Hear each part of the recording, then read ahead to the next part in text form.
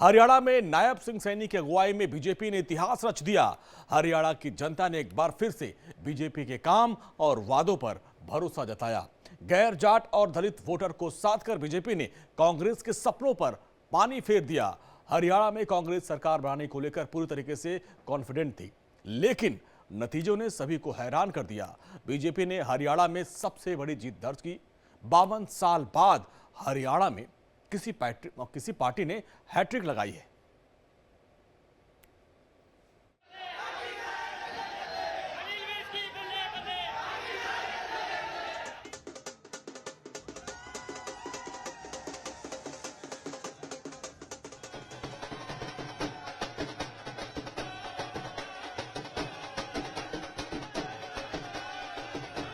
जिंदगी का साथ निभाता चला गया, हर फिक्र को धुएं में उड़ा। हरियाणा चुनाव पर सभी एग्जिट पोल्स के दावे बेदम हो गए।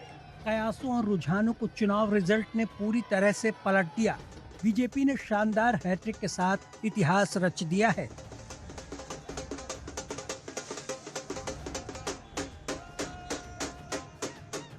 नायब सिंह सैनी की अगुवाई में बीजेपी हरियाणा में सबसे बड़ी जीत दर्ज करा चुकी है। हरियाणा में प्रचंड जीत के बाद बीजेपी जश्न में डूबी है।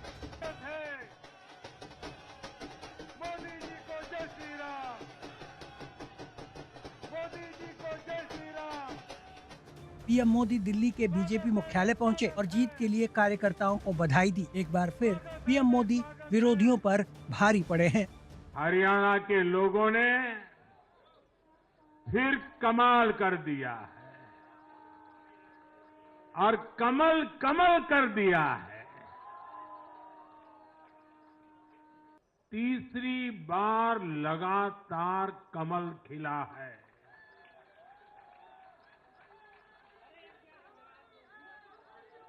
गीता की धरती पर सत्य की जीत हुई है। शुरुआती रुझानों में हरियाणा में कांग्रेस की बढ़त दिख रही थी, लेकिन जैसे जैसे ईवीएम खुले और आगे के राउंड्स की काउंटिंग हुई, तस्वीर पलटती चली गई। गैर जाटों को साधने में बीजेपी कामयाब हो गई। ओबीसी, ब्राह्मण और दलितों ने बीजेपी को भर भर के वोट दिया।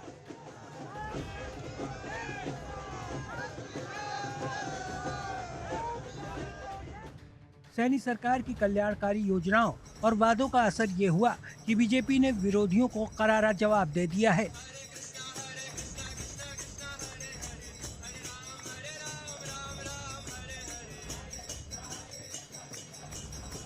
कांग्रेस पार्टी ने झूठ फैलाने में कोई भी कसर नहीं छोड़ी थी, कोई भी कसर नहीं छोड़ी थी। लेकिन हरियाणा की जनता ने एक भी नहीं सुनी, एक भी नहीं सुनी। मैं हरियाणा के बारे में एक बात और बताना चाहता हूं। एक हमारी यहाँ की कट्टर बेईमान पार्टी भी है, कट्टर बेईमान पार्टी। ये 90 की 90 सीटों पर लड़े थे और 90 की 90 सीटों पर जमानत जब्त करा ली। यह परिस्थिति हो।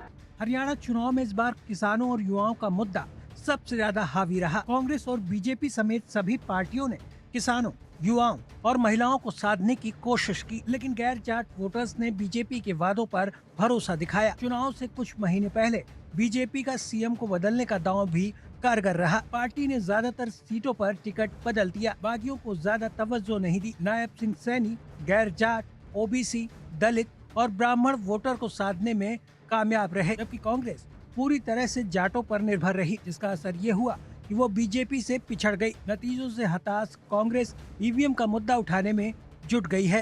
निराशाजनक है नतीजे। हम सुबह तक हमें पूरी उम्मीद थी।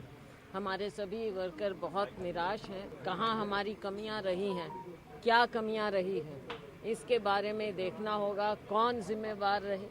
कल या परसों तक हम उम्मीद करते हैं कि हम चुनाव आयोग के सामने एक विस्तार से जो अलग अलग जिलों से, अलग अलग असेंबली कंस्टिट्यूएंसी से शिकायतें आई हैं, कुछ आज हमने इलेक्शंस कमीशन के सामने रखा था, पर और भी हैं और बड़े गंभीर मुद्दे हैं ईवीएम को लेकर।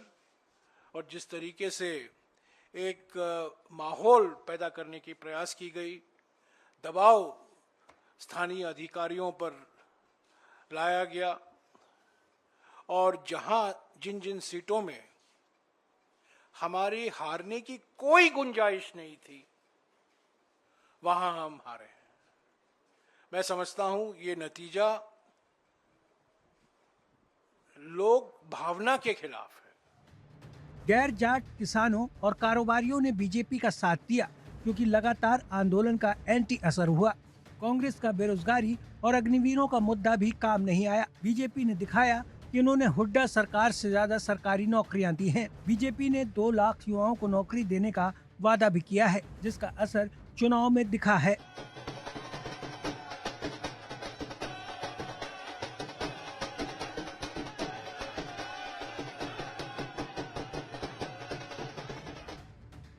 कांग्रेस नेताओं का बड़बोलापन और गुटबाजी उन्हें भारी पड़ गई। हुड्डा और कुमारी शैलजा के बीच खींचतान खोलकर सामने आई। फोगाट के जरिए कांग्रेस ने युवाओं और जाटों को साधा, लेकिन इस बार INLD, JJP और BSP का वोट बैंक कम हो गया। कांग्रेस का आम आदमी पार्टी से गठबंधन नहीं हो पाया, इसलिए भी कांग्रेस कुछ पीछे रह गई। इस बार हरियाणा में पूरी तरह से फाइट बीजेपी बनाम कांग्रेस ही रही। दूसरी पार्टियों का सुपड़ा साफ हो गया। Bureau report, India daily.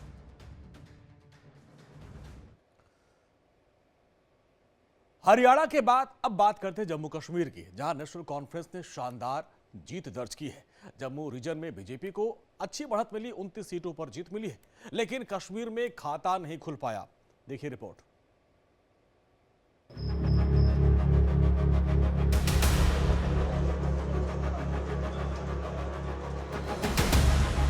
कुछ एक परिवार है, कुछ एक लोग, वही विधायक चुन लिए जाते, वही सांसद चुन लिए जाते, वही सरकार बनाते। अब ऐसा नहीं है। अब उसी प्रकार का दृश्य जैसे बाकी देश में।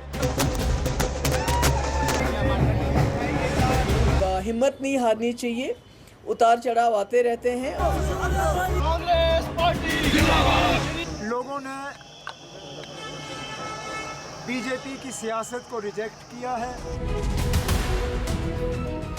हरियाणा में तो बीजेपी ने प्रचंड बहुमत के साथ हैट्रिक लगा दी, लेकिन जम्मू कश्मीर में भगवा लहराने का सपना उनका साकार नहीं हो पाया। 370 हटने के बाद जम्मू कश्मीर में यह पहला विधानसभा चुनाव था, लिहाजा पूरे देश की नजर जन्नत के चुनाव पर टिकी थी।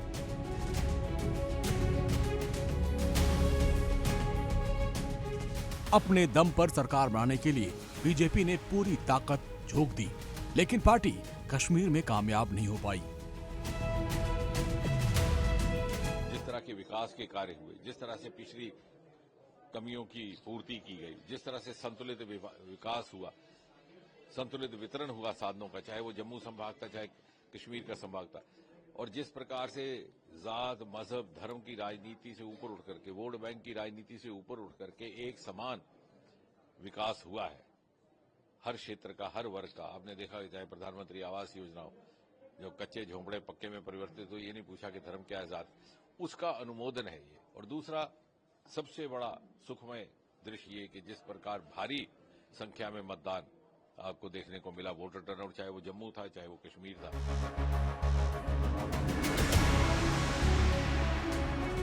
जम्मू रीजन में बीजेपी हमेशा शानदार प्रदर्शन करती रही है और इस बार भी पार्टी जम्मू रीजन में 43 में से 29 सीटों पर जीती है, लेकिन कश्मीर घाटी में पार्टी अपना खाता तक नहीं खोल पाई। और दूसरी तरफ नेशनल कॉन्फ्रेंस ने घाटी में शानदार जीत दर्ज की है और इस बार भी बीजेपी ने जम्मू रीजन में 43 सीटों में से 29 पर जीत रही है, लेकिन कश्मीर घाटी में पार्टी अपना खाता तक नहीं खोल पाई। और दूसरी तरफ नेशनल कॉन्फ्रेंस ने घाटी में शानदार जीत दर्ज की। कश्मीर क्षेत्र में एनसी को 47 में से 41 सीटों पर जीत मिलती नजर आ रही है। महबूबा मुफ्ती की पीडीपी को सिर्फ 3 सीटें मिलती नजर आ रही है।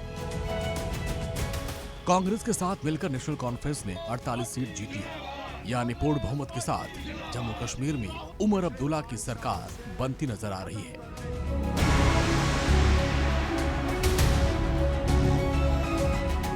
फारूक अब्दुल्ला ने साफ कर दिया कि उमर ही 5 साल जम्मू कश्मीर के मुख्यमंत्री रहेंगे। और दूसरी तरफ महबूबा मुफ्ती ने अपनी हार स्वीकार कर ली और अकेले चुनाव में उतरी महबूबा को कुछ खास हाथ नहीं लगा। और मुझे इस बात की खुशी है कि जिस तरह से लोगों ने वोट किया, एक स्टेबल गवर्नमेंट के लिए तो जो इसमें गड़बड़ करने का कोई चांस नहीं अब, क्योंकि लगता था कि अगर मैंडेट कुछ मिक्स्ड होगा, अगर एक तरफा मैंडेट नहीं होगा तो फिर उसमें बहुत सी शरारतें हो सकती थी, बहुत सारी उथल पुथल हो सकती थी। अब हम जो अलायंस के लोग हैं, हमारी जिम्मेदारी बनती है कि हम इन 5 सालों में लोगों को एक साफ सुथरा और एक ऐसी हुकूमत दे जो लोगों की उम्मीदों पे बराबर उतर आए।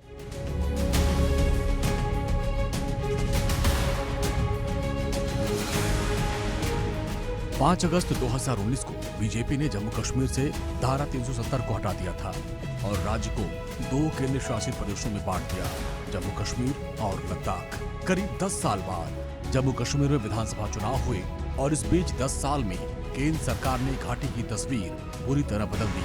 आतंकवाद, अलगाववाद की कमर तोड़कर सरकार ने घाटी में लोकतंत्र स्थापित किया। Bureau report, India daily.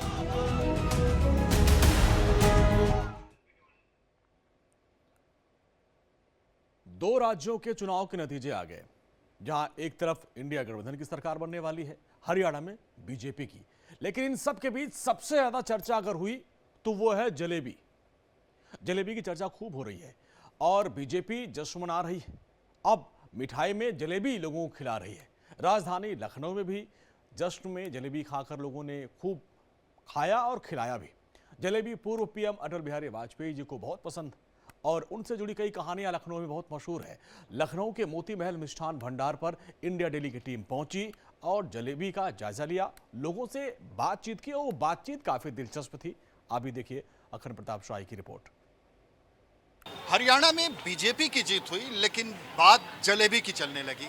Jalebi जिसे एक ऐसी मिठाई के तौर पे देखा जाता है जो हर आम आदमी के लिए, उत्तर भारतीय हो, मध्य भारतीय हो, तमाम जगहों के लिए वो अलग ही एक स्वाद का, उस एक मुंह में एक मिठास का एहसास होने लगता है सिर्फ नाम भर से। और जब बात लखनऊ की हो, लखनऊ जो कि अटल बिहारी वाजपेयी का शहर रहा है, तो इसके साथ तो तमाम किस्से जुड़े हुए हैं। अटल बिहारी वाजपेयी के शौक थे, वो सुबह जब उठते थे तो जलेबी, कचौड़ी और इन चीज़ों को ही वो नाश्ते के रूप में खोजते थे। बीजेपी भी इस मुद्दे को लेकर नहीं आई थी, लेकिन राहुल गांधी जो कांग्रेस के पूर्व अध्यक्ष हैं और वो जब पूर्व अध्यक्ष रहे हैं, पार्टी के सांसद हैं, और जब वो ये कहते हैं कि जलेबी खाते हुए ये कहते हैं कि इसकी फैक्ट्री लगनी चाहिए थी और हमारी सरकार होती तो हम इसे देश विदेशों में भेजते, उसके बाद से इस जलेबी को लेके वो ट्रेंड करने लगते हैं, ट्रोलर्स के निशाने पे आते हैं।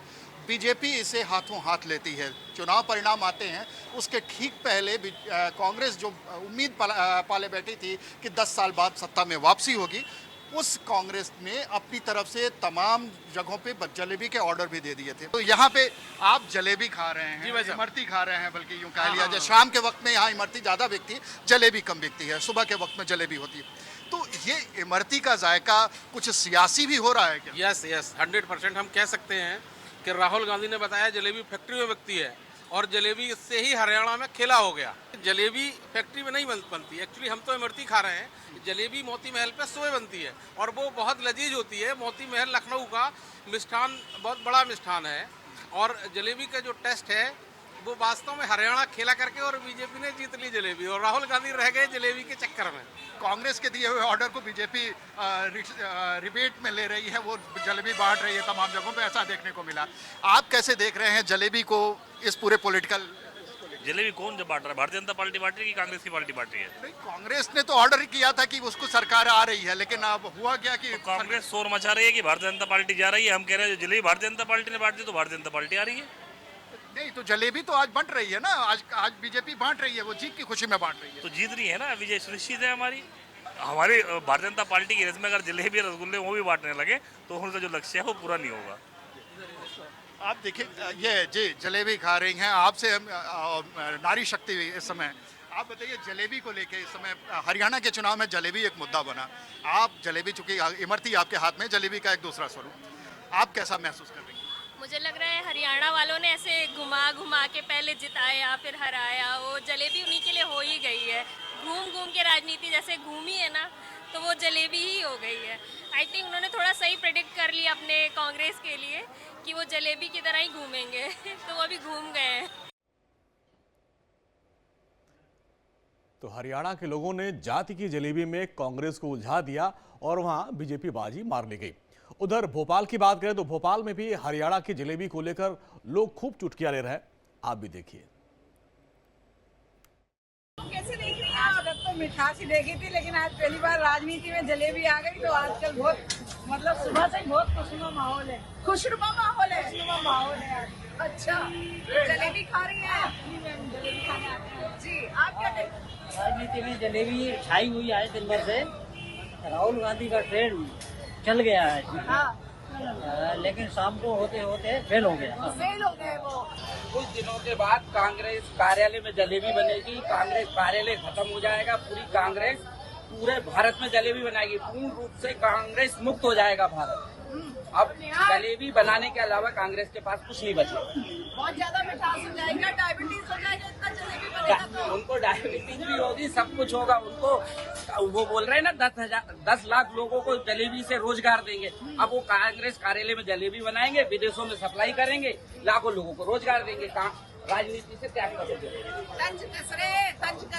देखिए, और चलिए बात करते हैं कुछ और लोगों से। आप जो जलेबी बनाते रहते हो, थोड़ा सा बताओ जलेबी के बारे में। आज तो ट्रेंड हो रही है जलेबी। हाँ, क्या कहोगे? आज तो सब लोग जलेबी की बात कर रहे हैं। खा के देखूं? चलिए खा के देख लेती हूँ। बहुत फेमस है यहाँ की जलेबी, तो खा के देख लेती हूँ। आप भी आओ सर। वाकई मीठी है, खाइए। मीठी जलेबी आज विजय का दिन है, मीठा खाया जाता है। हाँ। और कांग्रेस के लिए बधाई देते हैं, उनको रोजगार मिला। तो उनको रोजगार मिल गया। तो लोग तंज करने से चूक नहीं रहे हैं कि कांग्रेस को रोजगार मिल गया है कि आप जलेबी बनेगी कांग्रेस के दफ्तर में। चलिए अब बात करते हैं। यहाँ पे जो है ये बहुत ही फेमस शॉप है, तमाम डिशेज यहाँ पे रहती है, लेकिन जलेबी का अपना अलग आनंद है। तो क्या कहेंगे आप? आज तो जलेबी ट्रेंड कर रही है जी। आज बहुत जलेबी ट्रेंड कर रही है। सुना है राहुल गांधी हार गए तो इसलिए जलेबी बहुत ट्रेंड कर रही है आज।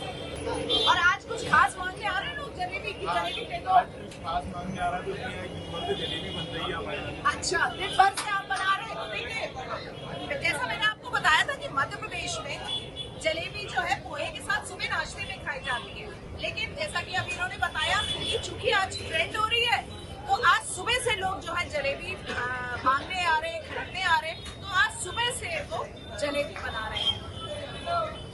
इंडिया डेली के लिए भोपाल से मुक्ता पाटिल। जम्मू कश्मीर विधानसभा चुनाव के भी नतीजे सामने आए, जहां पर एनसी और कांग्रेस को पूर्ण बहुमत मिल गया। और इन सब को लेकर बीजेपी का क्या कुछ मानना है, हमारे संवाददाता रमन सैनी ने बीजेपी के वरिष्ठ नेता राम माधव से बातचीत की। सुनिए। हमारे साथ भारतीय जनता पार्टी के जम्मू कश्मीर विधानसभा के प्रभारी राम माधव जी मौजूद हैं। राम माधव जी, जो मैंडेट मिला है भारतीय जनता पार्टी को और वैली में नेशनल कॉन्फ्रेंस, किस तरीके से आप देखते हैं? सबसे महत्वपूर्ण मैंडेट रहा है, सबसे बड़ा मैंडेट रहा है। हम जम्मू कश्मीर की जनता को और विशेषकर जम्मू की जनता को बहुत बहुत धन्यवाद और हमारा आभार व्यक्त करते हैं कि इतना बड़ा जीत हमको दिए है।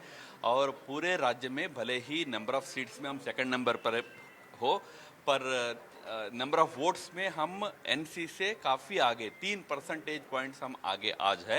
इतना बड़ा जीत हमको जम्मू की जनता ने दिया है, हम इससे प्रसन्न है।